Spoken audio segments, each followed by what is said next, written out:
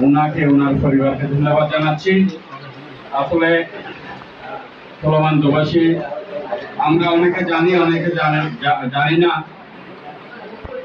চলমান প্রবাসী কালাভুল উচ্চ বিদ্যালয় ছাত্র দলের সাধারণ সম্পাদক ছিল সে 1984-85 সালে, এবং সেই থেকে দলের জন্য কাজ করে যাচ্ছেন।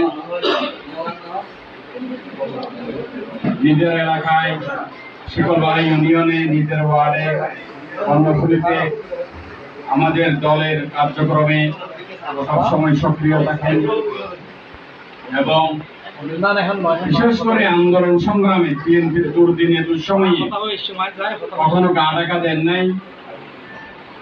আপনারা জানেন, মাসের পর মাস এসলামানবাসী ঘরে ঘুমাতে পারেন নাই। পরিবার পরিজন থেকে বিচ্ছিন্ন হয়ে অসুস্থ মাকে ঘরে রেখে মাসের পর মাস পালিয়ে বেরিয়েছেন, এবং উনি আন্দোলন করতে গিয়ে পুলিশের হাতে গ্রেফতার হয়েছেন, দীর্ঘদিন কারাভোগ করেছেন।